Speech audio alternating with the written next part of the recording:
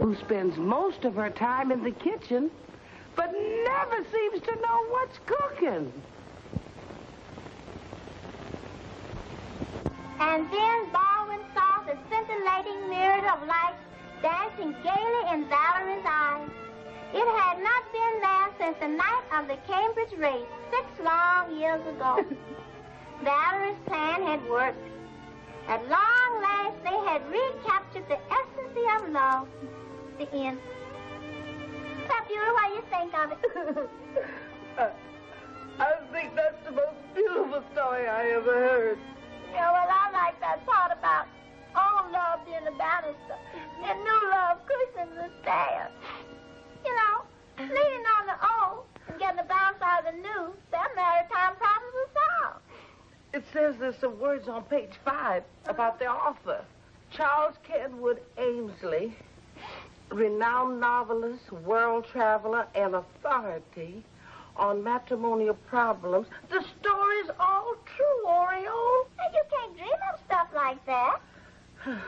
Mr. Amesley says to watch close for the danger signs of marriage disintegration.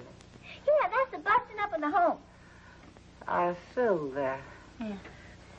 A, the casual peck on the cheek as though the kiss is a duty rather than a pleasure. B, the drifting apart from mutual interest, not listening while the other is talking. C, inner turmoil as reflected by a gruff manner. You mean the way Baldwin snapped at that little boy the day after the Cambridge race? Exactly. D, the husband wanting to stay in and forgetting that his wife spends almost all of her time in the home.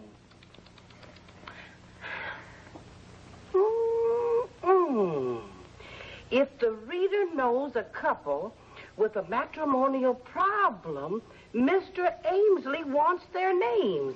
The information is confidential, and he'll send special instructions in a plain wrapper. Welcome home, Mr. Harry. Oh, thank you, Beulah. Oh, hello, Alice. Have a good day, Harry. So-so.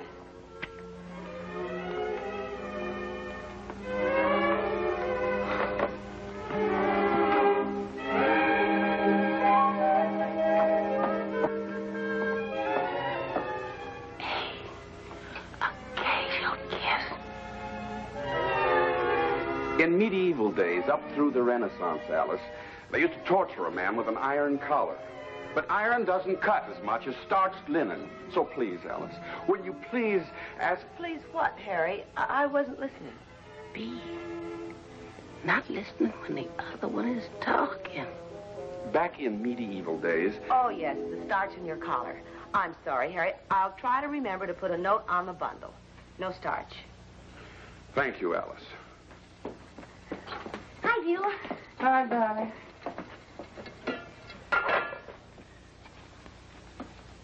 Is dirt a collector's item, Donnie? Won't you let the other boys have any? Well, sure, Dad. You should see... I've already seen enough. Now, march upstairs and wash. But, Dad... March! Well, all right. But you don't have to snap at me. See, gruff manner. Harry, there's a dance at the club tonight, and I promised... Not me, Alice. But, Harry, I promised... I'm staying in. After dinner, you'll find me right here. D.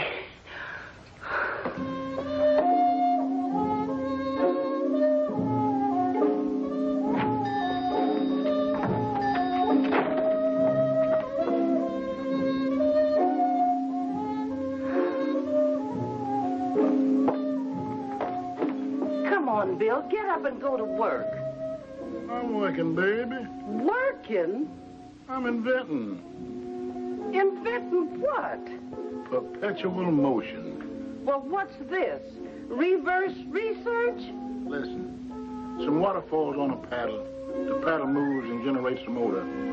The motor lifts the water. The water falls on a paddle. The paddle moves and generates the motor. The motor lifts the water. The water... Oh, wait till I finish. The water... Come on, Bill. There's some fixing to be done up to the Hendersons. Well, now, how much is in it for me? I'm doing the fixing. Well, you want to rent my tools? No. The tools I need are up here. Them, paper, pen, ink, envelope, stamps, and privacy. Bill, I just come over here because of the confidential nature of my work. Well, come on, sit down. I'll make the price right for you. You don't have to worry about nothing, baby. Let's get this stuff straightened out here, and I'll get it for you. Mm-hmm. Now, hold on there for me. Yeah, I got to fix these things. Need sharpening. Oh, my goodness. Now, look at the other drawer here. Oh, don't worry. It's all right, baby. Yeah. Oh. Need a button on it. Look at that. Yeah. Things ripped right there, too, babe. It's okay. Oh. That's all right. Here. There's the paper. Mm-hmm. That'll get it.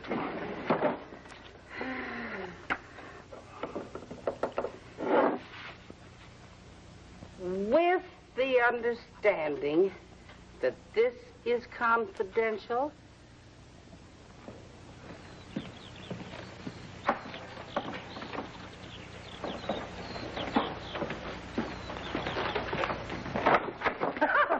Oh, good morning, Mr. Paxton. Morning, Beulah. Yes, Bill. A letter to Mrs. Henderson from you-know-whom. Yes, water and power. Second notice. And a plea from Donnie's Jet and Atom Club. He's delinquent. Is that all? There's a letter here in a plain wrapper. That's what I'm waiting for. It's addressed to a Mr. and Mrs. Henderson. But I sent in for it. I'd better warn you, Beulah, if anything has crossed the state line which hadn't oughta, it's a penitentiary offense. Oh, don't worry, Mr. Paxton. It ain't nothing illegal. I just performed the grand coup of my career.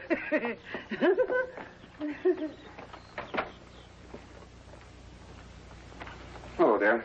Hello. Bill. Who's the letter from? Alice? I wasn't listening. I said, who's the letter from? Oh, Mother. Which one? Mine. Oh.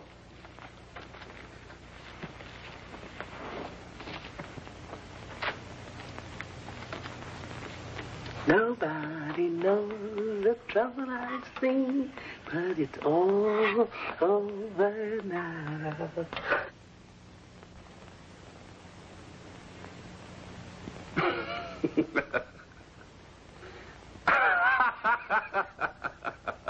Harry, what is it? A rebate on your income tax or one of Donnie's comic books? This is the stickiest, the gooeyest letter I have ever read. What are you talking about? Wait till you hear. It seems that our marriage is crossing troubled, uncharted waters. It is? Yes, and this chap named Amesley is going to send us a compass. What's that? It's a figure of speech, his own. I'm supposed to remember that you're just as beautiful as the day I married you, just as in need of consideration, just as desirable. I'm supposed to bring home presents and little surprises. Never let the feeling of courtship fade away. I think that's sweet. It is. It's gooey. I like sweet things. I think Mr. Ainsley is absolutely right. Oh, he is, huh? Well, read that part, about being preoccupied, about not listening when your marriage partner's talking. Read that. Wait a minute, dear. I'm still on the part about the presents and little surprises. Oh, I think this is a wonderful letter. Now, you listen to me, Alice Henderson. Oh, well, I don't agree with everything in the letter, dear, but now let me ask you. Let me ask you, who sent our names into this matrimonial magician? Well, I didn't. A member of your bridge club, perhaps. Or maybe you're going around saying we're incompatible. Harry Henderson. I never said such a thing in my whole life, and you know it. Well, I never even thought it. Until now. Miss Alice, dinner's about ready. I don't believe I care for any dinner. Thank you, Beulah. I'll be in my room. Somebody sent in our names. Probably one of your humorous friends. They always think of the funniest things. Beulah, would you do me a favor? Anything, Mr. Harry. Would you make up the guest room? That is, if I'm even a guest in this house? Mr. Harry, About that letter. Don't even mention the letter to me. I'd like to get my hands on the jerk who sent our names into that matrimonial quack. Mr. Harry. I hope it's some satisfaction to whoever did it to know that it's probably broken up our marriage. We'll be back with Beulah in just a minute.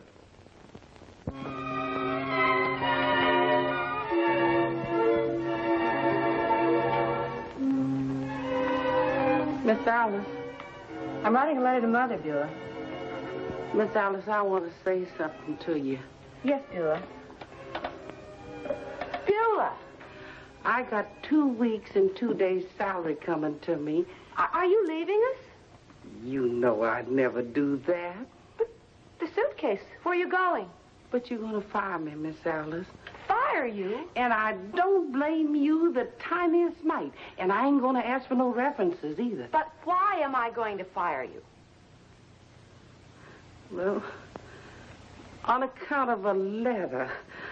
Beulah. You wrote... Oh, you can forget them 2 weeks and 2 days. I'll leave quietly. Beulah. Yes, Miss Alice? Put your suitcase down. Yes, ma'am. You send in our names? Yes, Miss Alice. But why? Well, I thought I saw symptoms of a crack-up. You know, Mr. Harry pecking you on the cheek and you not listening when he talks and he not wanting to take you out at nights. Well, of course, I could be wrong.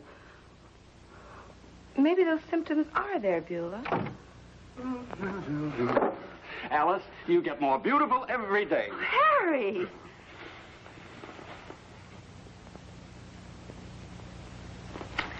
Harry! Here, open up. Nothing very expensive, mind you. Oh, how lovely. Harry Henderson. What? Here. You didn't do this because you wanted to. You did it because it said so in the letter. Well, I did it. What difference does it make? A great deal. Doing it doesn't count. It's wanting to do it, and you didn't want to. I'm sorry I ever did it. So am I. We've got better flowers than that in the backyard. And I don't care what's in your silly box. If you've got money to throw away, the town is simply rocking with end-of-the-month sales.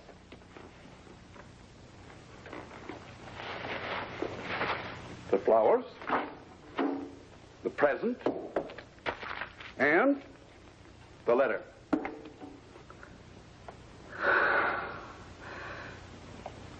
And then Baldwin saw the scintillating myriad of lights dancing gaily in Valerie's eyes.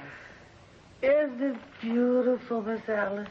Yes, Beulah, and it has a lot of good common sense, too. But I don't think Mr. Harry would ever agree. Baldwin balked like a mule, too. When may I expect dinner, Beulah? Presently, Mr. Harry. Presently.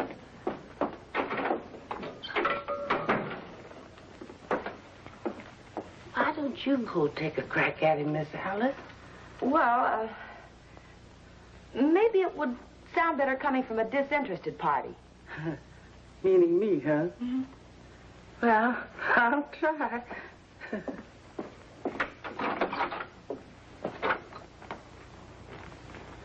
Mr. Harry, about you and Miss Alice being kind of cool towards each other. Yes, Beulah.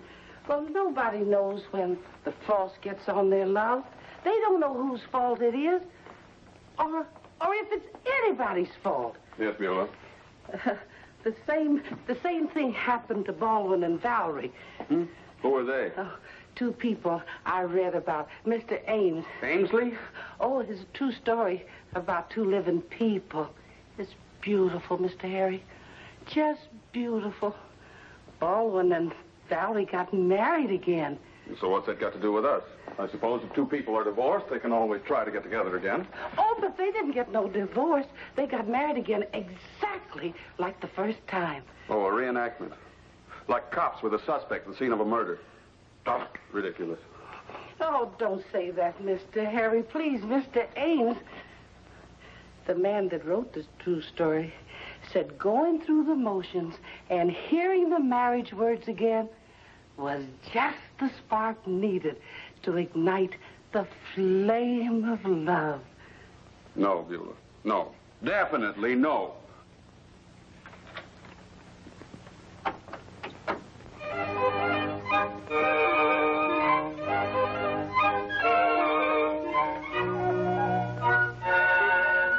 Come on, Mr. Harry. Stand up. It's exact. Woo! Beulah, yours? Uh-huh, it's mine. Oh, imagine you and Bill getting married after all these years, and you never even told me. How did you ever nail it? Oreo. Congratulations, Beulah. I know it's not right to congratulate the bride, but I'm going to do it anyway. Congratulations. How did you do it? Oreo. I wish I can get all new things. Hat, purse, gloves, and shoes. And Beulah, I saw a dress that's just the thing. Oreo. It's a dream. Brocaded tulle on purple taffeta. It has a snug bodice and yards of skirt. Wrap it up. I'll take it home. Oreo! Bill and I ain't getting married. You ain't? No. Fine time to tell me after I spent all that money on clothes. Mr. and Mrs. Henderson are getting married. Oh. Well, if you ask me, it's about time.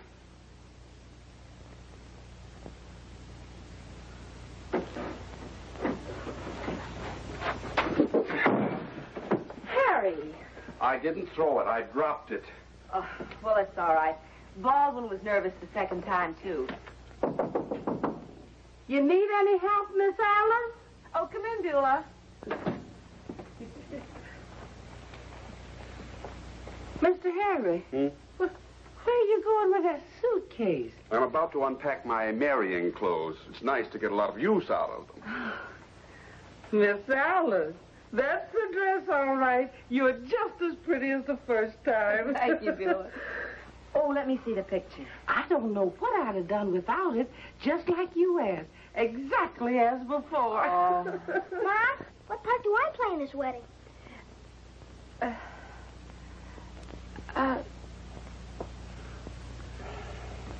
How about Flower Girl? Oh, Harry. Now, come on and don't bother the folks. Beulah will find a job for you downstairs. Come on, baby.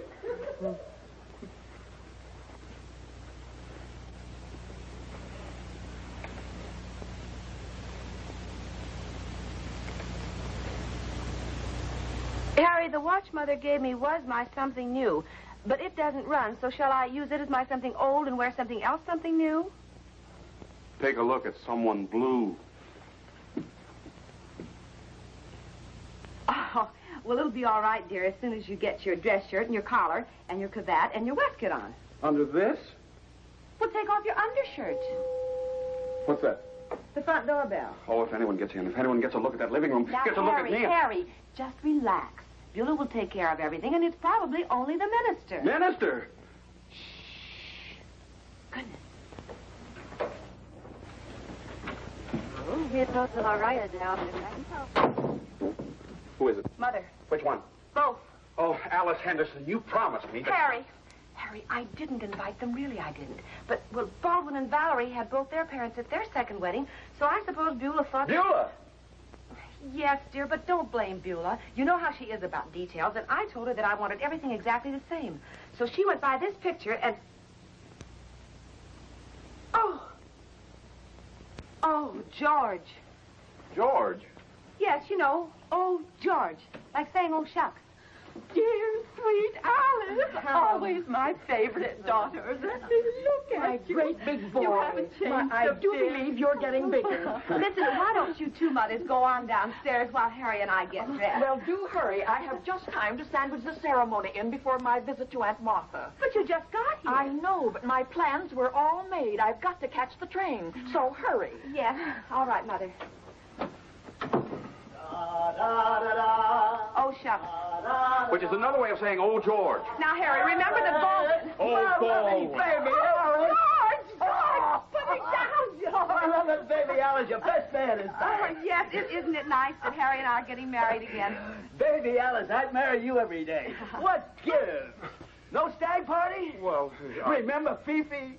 Luscious, lovely Fifi. Fifi? Fifi who? Oh, Fifi, that was our song. Fifi, luscious, lovely Fifi. Nobody knows the trouble I've seen but it's all ended now.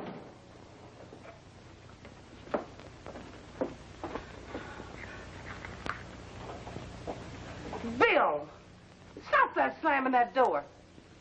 Where's the minister? Oh, he ain't ready yet. Ain't ready? Why, Oh, no, don't worry, baby. He's duty-bound at the parish. He'll be over as soon as possible. Oh, dear. And everything was going so smooth. Well, what do you know? Hey, girls, you ever bet the bangtails? The what? The bangtails, the ponies, the races. Here's a hot hunch. Do it again in the third. Do it again? Yes, like Alice and Harry. Do it again. It's a cinch. Well, should we? I've never bet on a horse race before. Well, neither have I, but I'll bet $1 if you will. Of course. Step on it, girls. I've got a phone in the bet. They're off and running at 2:44. 2:44? Oh, my train.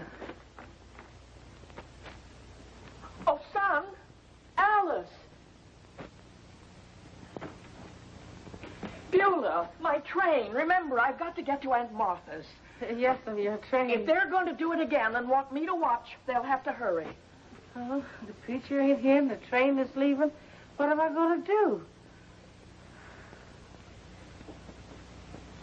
No. No good.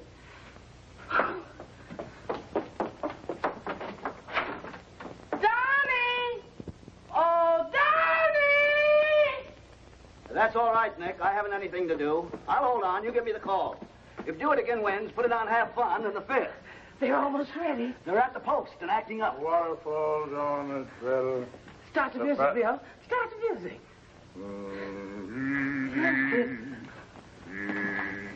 Here they come. They're off and running. At the quarter pole.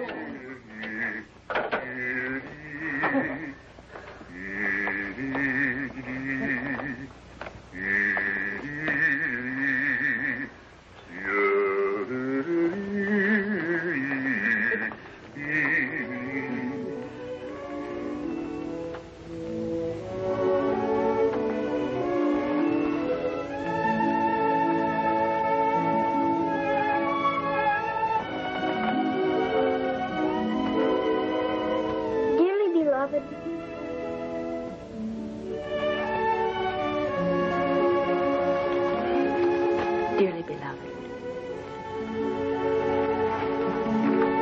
Go ahead, son. Dearly beloved, we are gathered together in the presence of these witnesses to unite this man and this woman in the... That Mr. Amesley is the smartest man alive.